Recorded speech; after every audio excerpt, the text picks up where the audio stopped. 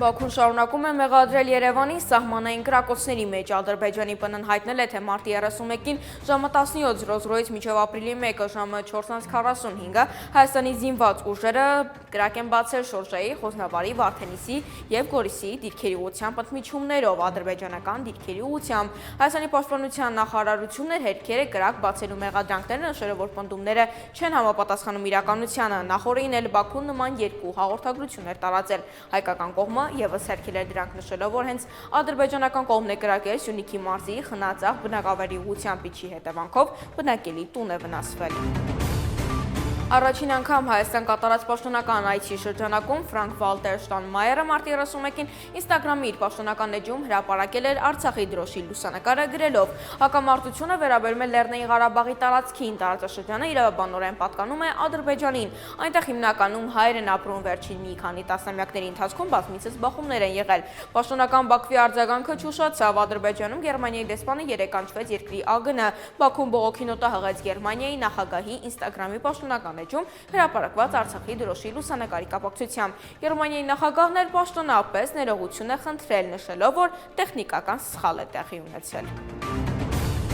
Վատիկանը հայտարարել է հայոց ցեղասպանության ժամանակ զոհված հայ կաթոլիկ եպիսկոպոս Իգնատիոս Շուկրալու Մալոյանի սրբադասման մասին։ Այս մասին հայտում է Վակտինա Նյուզը։ Մալոյանը ծնվել է 1869 թվականի մարտինում Օսմանյան կայսրությունում վաղ մանկությունից։ Նա դրսևորել է խորը բարեպաշտություն եւ հոգեվոր կյանքի ձգտում։ 1883-ին ընդունվել է Լիբանանի Բզումմար հայ կաթողիկ վանք, 1896-ին ձեռնադրվել եւ ուղարկվել է Ալեքսանդրիա, որտեղ մեծ ճանաչում է ձեռք բերել, սովորել արաբերեն եւ թուրքերեն։ 1930 թվականի ապրիլի 1-ին է ծնվել թատրոնի և կինոյի դերասան և ռեժիսոր, ԽՍՀՄ ժողովրդական արտիստ Խորեն Աբրահամյանը։ Նա 1985-ից 88 թվականներին աշխատել է Գյումրու Մռավյանի անվան թատրոնի գլխավոր ռեժիսոր, 1988-ից ղեկավարել է Երևանի անվան ակադեմիական թատրոնը։ Նա նաև երկար տարիներ փայլել է Հայաստանի գլխավոր թատերական բեմում Կապրել Սունդուկյանի անվան պետական ակադեմիական թատրոնում։ Աբրահամյանի առաջին ֆիլմը, որում նա նկարահանվել է, եղել է Առաջին սիրո երգը։ Գլխավոր դերերը կատարել է Սարոյան եղբայրներ, Երևանյան օրերի քրոնիկոն, Մենք ենք մեր սարերը և շատ այլ սիրված ֆիլմեր։